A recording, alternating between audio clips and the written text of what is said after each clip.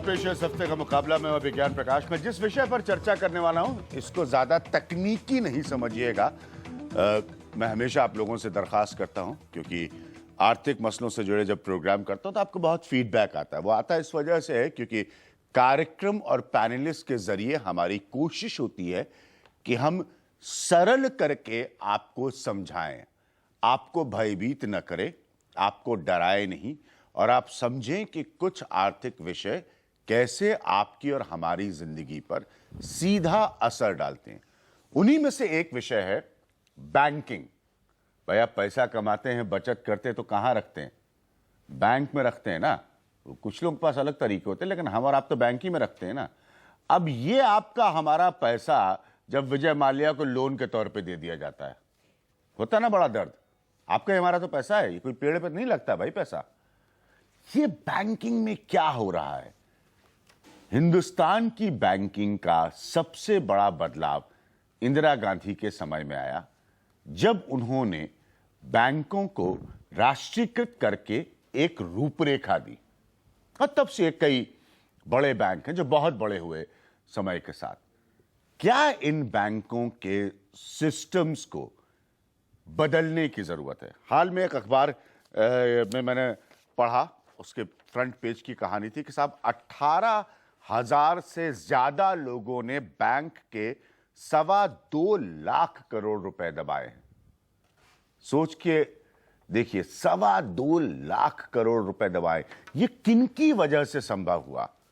हमें पूरी आजादी है कि आप किसी व्यक्ति विशेष पर आलोचना करें, लेकिन वो लोग कहां हैं, वो नाम कहां है, वो चेहरे कहां हैं? हम तो जानते ही नहीं कि ये 2.25 लाख करोड़ रुपए बांटने वाले लोग कौन थे। उन्होंने सिस्टम के किस प्रावधान को जोड़ तोड़ करके, तोड़ मरोड़ करके ये पैसा बांट दिया? ये सब लाखों करोड़ों रुपए विज्ञापनों पर खर्च होता है। रोज आप टेलीविजन, अखबार से लेकर रेडियो तक सुनते हैं, हमारी फलाना फंड में इन्वेस्ट करिए तो आपको इतने साल बाद ये रिटर्न मिलेगा। ये राष्ट्रीयकृत और प्राइवेट बैंकिंग दोनों में हो रहा है। बैंकिंग एक बहुत कंपेटिटिव इंडस्ट्री है, ये एक व्यापार है, ये एक व्यवसाय है। तो ये वो पैसा नहीं है जो आप अपने फैसले से खैरात में बांट दें। अगर आप बांटेंगे तो आपसे क्वेश्चन किया जाना चाहिए, आपसे पूछा जाना चाहिए, और यही हम करेंगे अगले 1 घंटे में इस प्रोग्राम में कि क्या वाकई फिर इंडियन बैंकिंग सिस्टम, और हम प्राइवेट बैंक्स को फिलहाल अलग रख लें, वो एक अलग विषय, उस पर जरूर मैं कार्यक्रम करूंगा, लेकिन जो राष्ट्रीयकृत बैंक हैं, क्या इनके सिस्टम्स में बहुत बड़े और गहरे बदलाव की जरूरत है, जिसमें सारी सरकारें आंसरेबल हैं, जवाब दें। मैं आपको अपने पैनल से मिलाता हूं। अमित गोयल साहब हमारे साथ मौजूद हैं, जो पायनियर के संपादक हैं। M.K. वेणु साहब हैं, वो फाइनेंस एडिटर हैं द वायर के। मेरे साथ US भार्गव साहब हैं, ये फॉर्मर जनरल मैनेजर हैं पंजाब नेशनल बैंक के। अजय कुमार हैं, जो कांग्रेस पार्टी को रिप्रेजेंट करते हैं, और अमिताभ सिन्हा हैं, जो बीजेपी को रिप्रेजेंट करते हैं। अमित गोयल, मैं आपसे शुरू करूंगा। क्या हमें, क्योंकि ये बैंकिंग भी बड़ा वैसा सेक्टर है, लोग छूना नहीं चाहते ऐसा लगता है, लेकिन क्या गवर्नमेंट्स को खड़े होकर पूछने की अब जरूरत है? रघुराम राजन ने एक बात कही थी एक सेमिनार में पुणे में कि ये कमाल का मुल्क है जहां पर सिख यूनिट्स होती हैं, लेकिन ये सिख प्रमोटर्स नहीं होते। क्या हमें बैंकिंग की तरफ वापस देखने की जरूरत है? नहीं, बैंकिंग की तरफ तो वैसे सरकार ने ही देखा है। ये तो रघुराम राजन ने जो फिगर्स दी हैं कि भाई अब समय आ गया है कि बैंकों की बैलेंस शीट्स को देखा जाए, और ये देखा जाए कि इन्होंने जो पैसा उधार दिया हुआ ये वापस भी आएगा कि नहीं आएगा। तो जैसा आपकी फिगर बोली 2.25 लाख करोड़, तो वो हाँ, ये एक अखबार की रिसर्च की फिगर है, इसको आप क्वेश्चन कर सकते हैं। ये तो RBI की फिगर कि एनपीए और बैंकों का कर्ज अगर देखें तो ये लाखों करोड़ की फिगर है। ये सरकारी फिगर है। 2.25 लाख करोड़ वो मान चुके हैं, ये वापस नहीं आएगा। और 7 लाख करोड़ और ऐसा पैसा है जिसके ऊपर क्वेश्चन मार्क है, जिसको ये अभी हजम नहीं कर सकते। अभी बोल नहीं सकते कि हम 1 साल में इसको राइट ऑफ कर देंगे। तो बैंकिंग सेक्टर एक ऐसा सेक्टर रहा है जहां करप्शन सबसे ज्यादा रही है। 3 सेक्टर्स हैं, बैंकिंग उसमें सबसे बड़ा सेक्टर है, जिसमें पॉलिटिशियन, बैंकर और इंडस्ट्रियलिस्ट, इन तीनों का कनाइवर्स होता है। ये जो रिसर्च है, मैं आपको टोक रहा हूं, उसके बाद में सबसे ओपनिंग कमेंट, ये रिसर्च ये भी साबित करती है कि खाली इंडस्ट्रियलिस्ट नहीं, खाली इंडस्ट्रीज नहीं, लोगों ने भी सिस्टम को एक्सप्लॉइट करके पैसा मारा है इन बैंकों से। देखिए, लोगों ने किया होगा, छोटे लोगों ने भी किया होगा। हाँ। एक बार सिस्टम आपका करप्ट हो जाए तो उस करप्शन का सब फायदा उठाते हैं। लेकिन मेजर करप्शन जो हुई है बिग कॉर्पोरेट हाउस की हुई है। एमके वेणु, क्या लोग देखना नहीं चाहते बैंकिंग की तरफ? देखिए, बैंकिंग को दो तरीके से देख सकते हैं आप। एक तो जो छोटे लोग जो डिपॉजिट करते हैं, जैसे आपने बोला, और छोटे लोग क्रेडिट भी लेते हैं। अब हमारे तुम्हारे से आदमी हाउसिंग लोन लेगा तो हम उस पर डिफॉल्ट नहीं कर सकते ना। लेकिन मैं आप लोगों को बता दूं कि आज के सोशल साइट के युग में जितना फीडबैक मेरे पास आया है उसमें 90% लोग कहते हैं कि जरा जाके पूछिए कि बैंक के छोटे जो लोन लेने वाले होते हैं उनको रिकवरी एजेंट कैसे परेशान करते हैं। वो तो आप घर आपका गिरवी रखवा लेंगे, वो बिल्कुल। आप उसमें रिकवरी पूरी बैंक की होती है, क्योंकि हाउस का वैल्यू भी बढ़ता है। जो बड़े उद्योगों में जब जिसमें कोलैटरल नहीं होता, अगर आप बड़ा पावर प्लांट लगाते हो, अगर वो बस्ट हो गया स्टील प्लांट, उसको अगर उसने 10,000 करोड़ लोन लिया हो, 20,000 करोड़, स्टील इंडस्ट्री के ही केवल 3 लाख करोड़ लोन है इस आज की तारीख में आउटस्टैंडिंग, तो वो उसमें आपको कोलैटरल वापस नहीं मिलेगा। तो इसलिए ये कहा जाता है कि जो बड़ा लोन होता है वो बैंक की सरदर्दी होती है, वो प्रमोटर की सरदर्दी नहीं होती। और सही बात है, मैंने आपसे भी ये बताया था, मुझे एक उद्योगपति ने वर्षों पहले एक और बात आपसे कहना चाहता हूँ कि आप 10 करोड़ रुपए का लोन लें तो आपकी प्रॉब्लम, आप 1,000 करोड़ रुपए का लोन लें सिस्टम की। एक आपको मैं एक सिस्टमिक करप्शन, संस्थागत जो भ्रष्टाचार की बात बता रहा हूँ। जितने बड़े बड़े लोन इंफ्रास्ट्रक्चर और इन सब चीजों में ली गई हैं, वो हमारा तुम्हारा पैसा उससे वो लोन लेते हैं और उससे इक्विपमेंट बाहर इंपोर्ट करते हैं। 2,000 और 3,000 करोड़ का जो इक्विपमेंट वो 5,000 करोड़ में इंपोर्ट करते हैं, उसको ओवर इनवॉइसिंग वो इंपोर्ट कहा जाता है, और 2,000 करोड़ बाहर चले जाता है, और वो पॉलिटिकल पार्टीज को भी उसकी फंडिंग होती है। तो ये इसमें सारे लोग मिले हुए हैं, इसमें हमारी पॉलिटिकल जो सिस्टम भी इसमें मिला हुआ है। जब तक इसको एड्रेस नहीं करोगे, आपको ये प्रॉब्लम कभी सॉल्व नहीं होगा। अब मैं आता हूं, ये जेनरस वाली बहुत सारी रिसर्च है, इसमें एक बात आपको जल्दी से पढ़ के सुना दो, इसको ग्राफिक्स में इस्तेमाल करूंगा, और ये अमिताभ सिन्हा जी के लिए नहीं मैं पढ़ रहा हूं, ये एक महत्वपूर्ण मुद्दा है। इन a written reply, Finance Minister Arun Jaitley said that the RBI had in July issued guidelines on willful defaulters to disincentivize borrowers who have money and do not pay or have diverted or siphoned off the funds or removed assets given as security। तो दो journalist जो बात कर रहे हैं, अमित गोयल और MK वेणु, उसका सारांश अरुण जेटली के अपने एक जवाब में है कि विलफुल डिफॉल्टर्स जो हैं, जिन ये आरोपित हो कि उन्होंने पैसा बाहर ले गए या फंड्स को डाइवर्ट, उन्हें विलफुल डिफॉल्टर कहा जाता है। हाँ, जिन्हें आज विलफुल डिफॉल्टर्स कहा जाता है। सबको नहीं कहा जा रहा है, यही मेरा पॉइंट है। केवल विजय माल्या और 2-3 को किया है, सिलेक्टिव है। तो उसमें भी जुलाई की ये गाइडलाइंस हैं, और जुलाई मतलब ये अप्रैल का महीना, तो पिछले जुलाई के। अब भार्गव साहब, आपसे सबसे पहले शुरू करूंगा मैं ये बात। देखिए साहब, आप तो पंजाब नेशनल बैंक में रहे, तो ये है लिस्ट। अब देखिए, द मोस्ट जेनरस, यानी कि सबसे दिल खोल कर पैसा देने वाले, स्टेट बैंक ऑफ इंडिया और पंजाब नेशनल बैंक। आम उपभोक्ता, आप बताइए सर, क्या सोचे? देखिए, जरा ये सब सरकारी आंकड़े हैं, ये पूरा कार्यक्रम सरकारी आंकड़ों पर आधारित है। अभी तक जो चर्चा हुई है उसके अंदर जो बातें कही गई हैं उससे पूरी तरह डिनाई करने वाली बात मैं नहीं कर रहा हूं। हाँ। लेकिन हाँ। जो इंडस्ट्री के लिए लोन दिए जाते हैं उनमें फेल होने के कई कारण हो सकते हैं। ठीक है। उनमें से एक कारण मैनेजमेंट का ठीक नहीं होना हो सकता है, दूसरा मार्केट कंडीशंस का खराब होना हो सकता है, तीसरा फाइनेंस की प्रॉब्लम्स हो सकती है, कॉस्ट ओवररन्स इत्यादि होने की वजह से।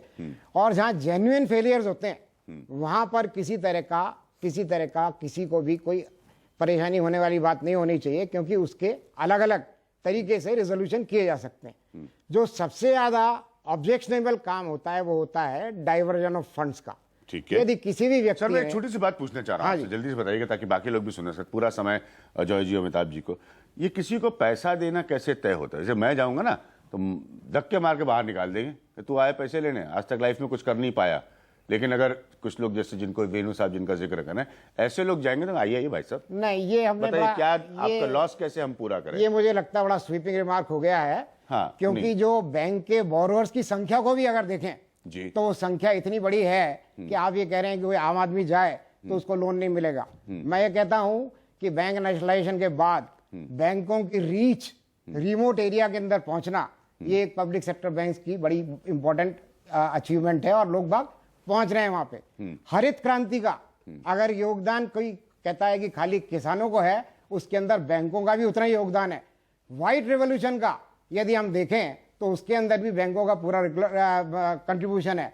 इसी प्रकार से जो स्मॉल स्केल इंडस्ट्रीज है, एक समय था जबकि उनको कोई लोन नहीं मिलता था, और पब्लिक सेक्टर बैंक होने के पहले जो प्रमोटर्स होते थे वो नॉर्मली इंडस्ट्रियलिस्ट या बड़े घराने होते थे, और ज्यादातर जो डिपॉजिट आता था वो उन्हीं तक पहुंच जाता था।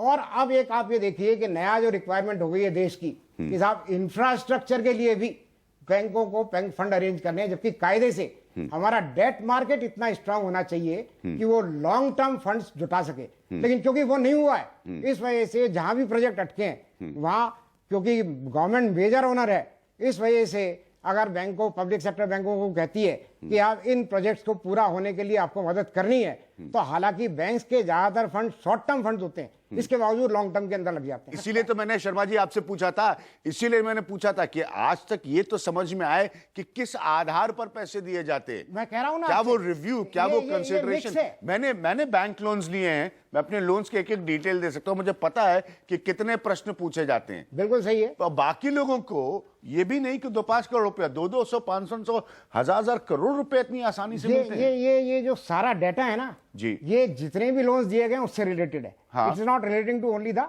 विलफॉल डिफॉल्टर्स। Yes, ठीक है yes, ना। yes. अब आप ये कहिए कि साहब आप जो अगर बैंकिंग इंडस्ट्रीज को फाइनेंस किया है, हाँ। तो क्या हमारे यहाँ जॉब क्रिएट नहीं हुए, क्या हमारे यहाँ इंडस्ट्रियल प्रोडक्शन नहीं बढ़ा है, और यदि बैंक से नहीं मिलता तो क्या हम इस तरह से आगे बढ़ सकते हैं? मैं फिर ये कहना चाहूंगा कि इन लोगों ने जो बात कही है, इन लोगों ने जो बात कही है उसको मैं डिनाई नहीं कर रहा हूं कि ऐसे केसेस भी हैं जहां पूरा प्रोसेस फॉलो नहीं किया गया है। मैं थोड़ी जानकारी देता रहूंगा। एक और जानकारी, हाँ, सरकार ने लोकसभा में दी है, तो जितनी भी इंफॉर्मेशन मैं फैक्चुअली रख रहा हूं, इसको कोई भी रिफ्यूट करे मुझे कोई एतराज नहीं है। सरकार ने लोकसभा में जो जानकारी दी है उसके हिसाब से 7,265 विलफुल डिफॉल्टर्स हैं। ठीक है, डिफॉल्टर्स 7,265। एक में सुनिए, ठीक है, 1,624 पर एफआईआर हुई है और 64,000 करोड़ रुपया डूबा है, जो सरकार के हिसाब से रिकवर करने की उम्मीद की जा रही है। नहीं, की जा रही है। सरकार ये नहीं कह रही कि उम्मीद पूरी तरह से छोड़ दी गई। तो ये सारे। अच्छा, दूसरा एक जल्दी से आपको बता दें, ये आंकड़े पहले भी आ चुके हैं, अमिताभ सिन्हा जी को जरूर पता होगा, इस पर चर्चा भी हुई है मेरे साथ कार्यक्रम में। 2012 का जो डेट था वो 15,551 करोड़ रुपए का था। जरा आप सर हिला रहे हैं, याद रखिए कांग्रेस की सरकार थी तब। और 2015 यानी कि नरेंद्र मोदी की सरकार आ गई, तब तक ये 3 गुना से ज्यादा होकर हुआ 52,542 करोड़। तो ये 2.25 लाख के भीतर ये वाला फिगर निकल कर आता है। तो ये 3 टाइम्स ऑलरेडी है एक गवर्नमेंट के जाने और दूसरे गवर्नमेंट के आने के बीच में। अजय जी, अब आपसे सुनना चाहता हूं कि इतने महान कार्य कांग्रेस कैसे कर रही थी? देखिए, पहली बात है अभिज्ञान जी कि अगर आप बैंक के जो डिफॉल्ट वर्तमान में जो लोन्स के बारे में अगर आप चर्चा करेंगे, और खास तौर से मैं जस्टिफाई नहीं करूंगा क्योंकि माल्या साहब वर्तमान में चर्चा में, तो एयरलाइंस के बारे में छोटे से उदाहरण है। 3 एयरलाइंस को लोन दिए गए थे, एक था इंडिगो, एक था जेट और तीसरा था किंगफिशर। 2 तो किसी तरह से अभी भी चल रही है, प्रॉफिटेबल हो गई है। तीसरा जो है इकोनॉमिक कंडीशन से विलफुल डिफॉल्टर के चलते हुए पैसे को डाइवर्ट करते हुए जो आरोप जो माल्या जी के ऊपर अनुसंधान के बाद जो आ रही है, ये स्पष्ट हो गया कि वहां पर उन्होंने सिर्फ ना तो उनके सिर्फ विलफुल डिफॉल्टर है, उसके अलावा उन्होंने जो है फंड डाइवर्ट किए हैं। किंगफिशर के जो लोन के ऋण के जो पैसे मिले थे वो उन्होंने कहीं और बेच दिए, प्रॉपर्टीज खरीदे, जो भी होंगे। समस्या क्या है कि पब्लिक सेक्टर बैंक्स ने तो काम तो ठीक किया है, काफी अच्छा काम किया है, लेकिन अगर आप लोन की क्वालिटी अगर देखेंगे, और पॉलिटिकल पार्टीज, जो पॉलिटिकल पॉइंट स्कोर नहीं करूंगा, लेकिन जरूर ये हम कहना चाहेंगे कि पिछले 2 साल में करीब 80-90 हजार लाख करोड़ के आसपास जो है राइट ऑफ हो चुका है। समस्या क्या हो रही है कि 4 लोग इसमें दोषी हैं। पावरफुल नेतागण, शक्तिशाली नेतागण, बैंक के ऑफिशियल्स, बदमाश उद्योगपति और सरकारी अफसर। अगर आप आईएएस ऑफिसर या ब्यूरोक्रेट्स ले लें या जो भी होंगे, चारों को गिनने के बाद कांग्रेस कैसे रेस करती है इस मुद्दे में? नहीं, पॉलिटिकल सिस्टम, जब मैंने कहा पॉलिटिकल सिस्टम, अभी क्या चाहिए नहीं, क्योंकि सोनिया देखिए, गांधी हम को मैं जब सुन आप रहा नहीं आलोक अजय जी, सोनिया गांधी जी को मैं सुन रहा था, मैं पहले भी ये बात कह चुका और फिर दोहरा रहा हूं इस प्रोग्राम में कि कांग्रेस जितनी बार ये मुद्दा रेस करे, कांग्रेस का अधिकार जरूर करे, लेकिन राहुल गांधी को चिदम्बरम साहब से या उस समय के फाइनेंस मिनिस्टर प्रणब मुखर्जी और देश के राष्ट्रपति उनसे भी पूछना चाहिए, हमें पार्टी को डिटेल दीजिए, पहली बात ये है, देखिए एक चीज है, हाँ, जैसे रिजर्व बैंक ने कहा था कि आपको डिस्टिंग्विश ये फर्क देखना पड़ेगा कि कौन विलफुल डिफॉल्टर है, कोई कौन डिफॉल्टर है जो बिजनेस खराब होने के चलते हुए, जैसे कि छोटे से उदाहरण हम बता रहे, इंफ्रास्ट्रक्चर, स्टील इंडस्ट्री देख लीजिए, एक मिनट 2 सेकंड के लिए थोड़ा सा पेशेंस, इसलिए अभी क्या जी, टाटा स्टील जैसी कंपनी भी है और कुछ और कंपनीज है। एक अच्छी कंपनी 50 साल से 100 साल 150 साल से अच्छी तरह से चल रही थी, दूसरी कंपनी वो भी, उनकी भी स्थिति काफी पतली हो चुकी है। तो हमारा ये कहना है कि पहले तो हम लोग को देखना है कि जो एक तो विलफुल डिफॉल्टर्स की लिस्ट है, उद्योगपति में जिन्होंने गैर कानूनी या फर्जीवाड़ा किया है उनके ऊपर कार्रवाई होनी चाहिए, और जैसे सुप्रीम कोर्ट ने कहा कि जो लिस्ट है कम से कम हम लोग शुरू कर लें, विलफुल डिफॉल्टर्स की लिस्ट को पहले सार्वजनिक करें, क्योंकि दोनों में अंतर है। डिफॉल्टर्स हो सकता है कि बिजनेस ये सार्वजनिक है, ये सार्वजनिक है, आरटीआई की जानकारी के माध्यम से इसमें कंपनियों का नाम भर लीजिए, आप नहीं समझ रहे, विलफुल डिफॉल्टर्स नहीं, अभी क्या जी 2 सेकंड, मैं क्लासिफिकेशन, सॉरी, मतलब मैं अलग करके बता रहा हूं, विलफुल डिफॉल्टर्स की बैंकों पे पैसे वाले लिस्ट को मैं आपको बता रहा हूं, इसमें खाली डिटेल्स नहीं है कंपनी, तो ये सार्वजनिक है। तो दिक्कत क्या हो रही है कि हर एक सेक्टर में हमने कहा कि सभी लोग दोषी हैं, भारतीय जनता पार्टी हो, कांग्रेस हो या एडीएम को, डीएम को, कोई भी हो गए, लेकिन सोनिया गांधी भाषण देती है, नहीं, पैसा लेके भाग गया विजय, बात नहीं समझ, मेरा हम बात ये कह रहे हैं कि अगर अनुसंधान के दौरान अगर आपको किसी भी पॉलिटिकल लीडर, इनके पार्टी का हो या हमारे पार्टी का हो, उनके ऊपर कार्रवाई होनी चाहिए। वो लिस्ट भी है जिसमें पॉलिटिशियन बैक्ड कंपनीज के लोन्स और लॉसेज हैं, वो लिस्ट भी है। मैं इसलिए मैं और अमिताभ जी से फेयर और पुराना पत्रकार हूं, मैं अमिताभ जी को पूरा समय लास्ट, अगर उनके रिप्रेजेंटेटिव आते तो मैं वो नाम भी पढ़ के सुनाता आपको, मुझे कोई एतराज नहीं। और अमिताभ जी से यही अनुरोध है, क्योंकि एक सीनियर आदमी है, जैसे वर्तमान मंत्रिमंडल में चौधरी जी हैं, उनके ऊपर जो 40,000 के आसपास का जो टीडीपी के मंत्री जो हैं, इसको 40,000 के आसपास का करोड़ उनकी कंपनी ने ऋण लिया हुआ है, वो विलफुल डिफॉल्टर्स के लिस्ट में जो हमको जो जानकारी होनी चाहिए। तो हमारा ये कहना है कि तो शुरुआत कहीं से भी हो गई, इस देश में बहुत बड़ी समस्या है, देश में जो आर्थिक स्थिति जो खराब, जो मजाक में कह रहे थे फोन बैंकिंग के बड़े नेता ने फोन किया बैंकिंग विभाग में, वित्त मंत्रालय के, कि भाई ये वाला करा देना, ये हमारे अपने लोग हैं, मेरे लिए ऐसा किसी ने फोन नहीं किया। अभी ज्ञान जी एक चीज याद रखिएगा कि वो सिर्फ नेता नहीं कर रहे हैं, हाँ, आईएएस ऑफिसर भी कर रहा है, हाँ, जो सारी सरकारों, हाँ, सारी, सभी लोग, मुझे बड़ी तकलीफ होती है सोनिया गांधी का भाषण सुनते हुए, हाँ, क्योंकि क्या हो जाता है कि डाइवर्शन, क्योंकि जो कागज, मुझे सोनिया गांधी का भाषण, अभिज्ञान जी, जो कागज का खेल है, मुझे सोनिया गांधी का भाषण बड़ा खोखला लगता है।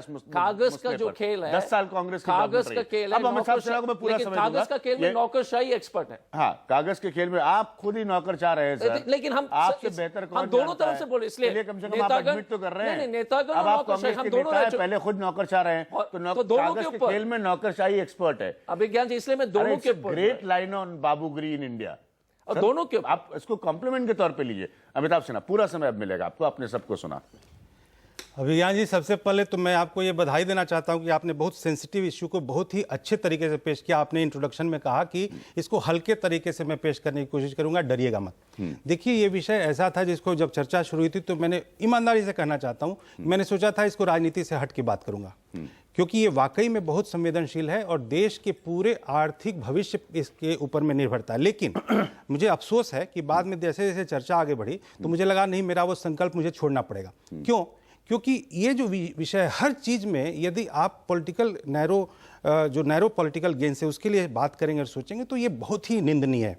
अब मैं आपको बताता हूँ, देखिए, जो ये बैंकों की जो स्ट्रक्चर और उसके फंक्शनिंग की बात मैं अभिज्ञान जी आपको बताऊं तो ये बहुत बड़ा विषय है और इसी की वजह से देश की अर्थव्यवस्था चल रही है। हम इसमें यदि सभी एंटरप्रेन्योर को और सभी कर्जदारों को, बगैर कर्ज के कोई बिजनेस चलता नहीं, सही बात है, और इसीलिए बिजनेस के लिए जो सबसे पहला विषय है वो है कर्ज। हाँ। कर्ज के साथ कोई बिजनेसमैन ही आगे बढ़ा पाएगा अपने बिजनेस को। तो भार्गव साहब ने जो कहा है मैं उसका सम्मान करता हूं और मुझे बहुत सी जानकारियां मिली अभी भी, लेकिन 2-3 चीजें इसमें ध्यान रखनी है कि जब, जैसे अमित जी ने कहा, वेणु जी ने कहा, और मैं अभी अजय जी की बात पर बाद में आऊंगा, तो जब इन्होंने ये विषय उठाया जिसमें कि जो लोन लेने वाला है वो गलत है, या जो भार्गव साहब ने कहा कि जो लोन लेने वाला यदि डिफॉल्टर होता है या लोन नहीं चुका पाता तो वो निश्चित रूप से विलेन नहीं समझा जाना चाहिए उसको। उसके लिए एक बहुत खास पैमाना होना चाहिए कि जो जिसने लोन लिया उसने रिस्क लिया, क्योंकि लोन जो है वो बिजनेस के लिए और बिजनेस रिस्क के बाद चलता है, और इसीलिए देश की अर्थव्यवस्था तभी मूव करेगी जब अच्छे बिजनेसमैन आएंगे।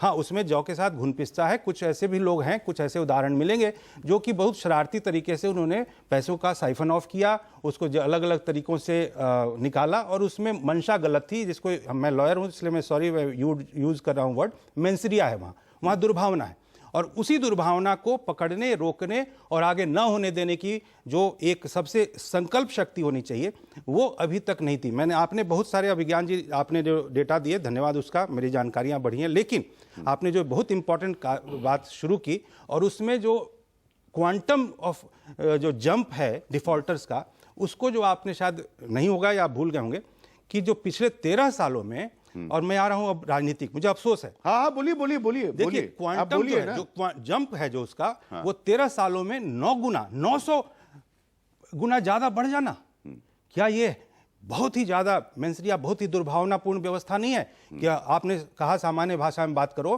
तो हम लोग यहाँ बिहार यूपी में कहते हैं अबरा के मौगी सबके भौजी। मतलब क्या कि जो सरकारी बैंक हैं वो सबसे ज्यादा दुर्बल, और सबसे वहां पर विम्स एंड फैंसी चलेंगी। क्या वहां पर कोई चेक एंड बैलेंस नहीं होना चाहिए? हमारे यहाँ भी सर यूपी में एक भाषा बोली जाती है कि भाई ज्यादा मत कहिए कि आपका पैसा खाएं। तो विजय माल्या को मैंने हाल में सुना, नहीं एक मिनट अमिताभ जी, मैं रिस्पॉन्ड कर रहा हूं, बहुत सीरियस पॉइंट है। विजय माल्या वहां से बैठकर वीडियो कॉन्फ्रेंसिंग के जरिए मौजूदा गवर्नमेंट और सिस्टम को बता रहे हैं कि 9,900 करोड़ का कर्ज अगर है तो कोई बात नहीं, 9,000 करोड़ से ज्यादा का है ना, 4,000 करोड़ रुपए दूंगा सितंबर तक। मैं विजय माल्या नहीं एक मिनट मैं एक एग्जांपल रख रहा हूं, हम विजय माल्या पर डिस्कशन नहीं करें, ये बात मैं बताऊंगा, जवाब दूंगा। तो ये कमजोरी दिखा रही है हमारे सिस्टम की टू रिकवर द मनी, ये कमजोरी दिखा रही है सर, ये ताकत नहीं दिखा रही है। अभिज्ञान जी मुझे 2 मिनट का वक्त दीजिए। देखिए रिकवरी तो बाद में आती है ना, पहले आता है लोन एडवांसमेंट। तो लोन एडवांसमेंट जो है वहां यदि क्राइम हो रहा है तो रिकवरी फॉल्टी होगी। और मैं अभी लोन एडवांसमेंट पे ही आया हूं, अभी रिकवरी पे नहीं आया हूं। माल्या जी पे मैं थोड़ा सा आपको विषय जानकारी की दृष्टि से दर्शकों को मैं दूंगा। तो जब ये लोन एडवांसमेंट में जब ये मेंसरिया है, जब ये हैंड इन ग्लव है, जब ये कॉन्स्पिरेसी है क्रिमिनल, तो उसके बारे में जब हम लोग चर्चा नहीं करेंगे तब तक इस विषय पे मैं समझता हूं कि दूर की कौड़ी होगी। लेकिन मैं खत्म, एक मिनट खत्म आपकी गवर्नमेंट है, आपके फाइनेंस मिनिस्टर कर रहा हूं सर। देखिए पार्लियामेंट है, मैं डॉक्टर साहब का, डॉक्टर अजय जी का मैं सम्मान करता हूं, बहुत अच्छे बौद्धिक व्यक्ति हैं ये, उसकी शक्ति, इनकी बौद्धिक क्षमता बहुत अच्छी है। लेकिन मुझे इस बात पे बहुत इन पे तरस आ रहा है कि ये जिस समय दूसरी पार्टी में थे उस समय ये सारा गड़बड़ हुआ है और अब ये इस पार्टी में आए हैं। देखिए तो मुझे भी इस बात पे बड़ा तरस आ रहा है, बता रहा हूं, सुनिए, आप जिस गवर्नमेंट में सुधार नहीं कर पा रही है, बिल्कुल तरस आ रहा है। मैं डॉक्टर साहब की बात को ध्यान दिलाऊं, इन्होंने बड़ी अच्छी बात कही कि पॉलिटिकल इंटरफेरेंस बंद होना चाहिए। इतने जागरूक ये राजनीतिज्ञ हैं, इनको पता होना चाहिए था कि 2015 के अक्टूबर में प्राइम मिनिस्टर ने और फाइनेंस मिनिस्टर ने पूना में एक ऑल इंडिया बैंकिंग कॉन्फ्रेंस में ये ओपनली अनाउंस किया कि there will not be any political interference in any of the banking sector. और उसकी नजर मैं आपको बहुत सच्चाई बताता हूं, और प्रधानमंत्री और वित्त मंत्री के उस स्टेप की वजह से बहुत से राजनीतिक कार्यकर्ताओं में निराशा भी हुई। और मैं और एक और लास्ट में आपको बताना चाहता हूं कि जो स्थितियां हैं जिसमें डॉक्टर ये विजय माल्या का जो केस आपने उठाया, विजय माल्या के केस में आपको हैरत होगी कि उन्होंने क्या, उस पर आप कैसे वापस ला सकते हैं वो पैसा। मिली भगत से उन्होंने क्या किया है कि जब भी कोई बैंक एडवांस करता है तो कोई सिक्योरिटी रखता है। उनके विजय माल्या के केस में सिक्योरिटी क्या रखी गई है? उनका किंगफिशर ब्रांड। अब ब्रांड की कोई कीमत होती है? जब ब्रांड का वो गिर गया, आप जब विजय माल्या से पैसा रिकवर करा के अरुण जेटली हाउस में ऑन रिकॉर्ड है, अरुण जेटली हाउस में ऑन रिकॉर्ड है, आप पैसा रिकवर करा के डेमोन्स्ट्रेट करिएगा। मैं बिल्कुल, लेकिन मैं अंतिम कर रहा हूं कि देखिए जो चीजें पिछले सरकारों में पाई रिकवर करा के पाई। मैं आपसे एक सवाल पूछूंगा। आपने अभी कहा कि प्रधानमंत्री और वित्त मंत्री नरेंद्र मोदी और अरुण जेटली ने एक बैंकिंग कॉन्फ्रेंस में कहा कि पॉलिटिकल इंटरफेरेंस नहीं होगी। जरा मुझे ये बताइए, ये पॉलिटिकल इंटरफेरेंस कब बता के हुई थी? पॉलिटिकल इंटरफेरेंस का मतलब ये कि पॉलिटिकल अपॉइंटमेंट एज डायरेक्टर सभी बैंकों में, इनकी सरकारों में भी हुआ और पहले भी होता रहा। अभी भी चल रहा है एक नहीं, बिल्कुल नहीं। बिल्कुल नहीं, अब एकदम बंद है। ये डायरेक्टर कैसे अपॉइंट हो रहे हैं? नहीं, जो एक पॉलिटिकल एक मिनट डॉक्टर साहब, मैंने आपको बहुत धैर्य से सुना। एक मिनट अजय जी, प्रोटोकॉल को फॉलो फिर हम इनको इनका रिएक्शन ठीक है, लूंगा। आप बोलिए, लेकिन मैं नहीं, एक मिनट एक मिनट अजय जी, उनको बोलने दीजिए। मैं ये कह रहा हूं अभिज्ञान जी कि जो ये पॉलिटिकल अपॉइंटमेंट्स जो होते थे वो पॉलिटिकल लीडर्स के रिप्रेजेंटेटिव के नाते सभी बैंकों में होते थे, और भार्गव साहब इसको एंडोर्स करेंगे।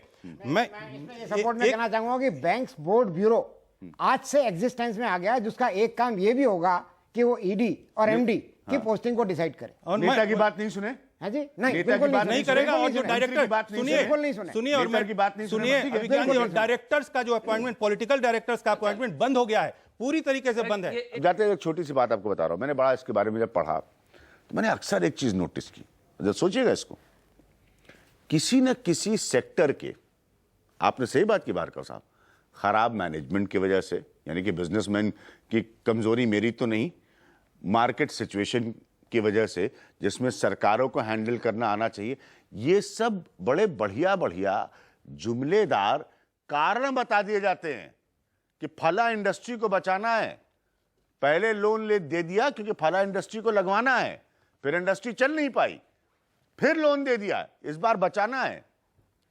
चमत्कार का स्तर आप लोग समझ ही नहीं सकते। अभी दोबारा तो बोलूं या ब्रेक हाँ, मैं आऊंगा ब्रेक के बाद आऊंगा। तो अमित गोयल कुछ कहना चाह रहे थे, क्योंकि अमिताभ सिन्हा जी की दलील है कि प्राइम मिनिस्टर और फाइनेंस मिनिस्टर कह रहे हैं कि कोई पॉलिटिकल इंटरवेंशन नहीं होगा। वापस आएंगे इस पॉइंट पर। हम सब जानते हैं पुराने सिस्टम में हमेशा ऐसा रहा है, एक आध दो नेता का जिसका लग गया ईडी डायरेक्टर, कल्याण हुआ है। तो इसीलिए हम इस पॉइंट पर आएंगे एक ब्रेक के बाद।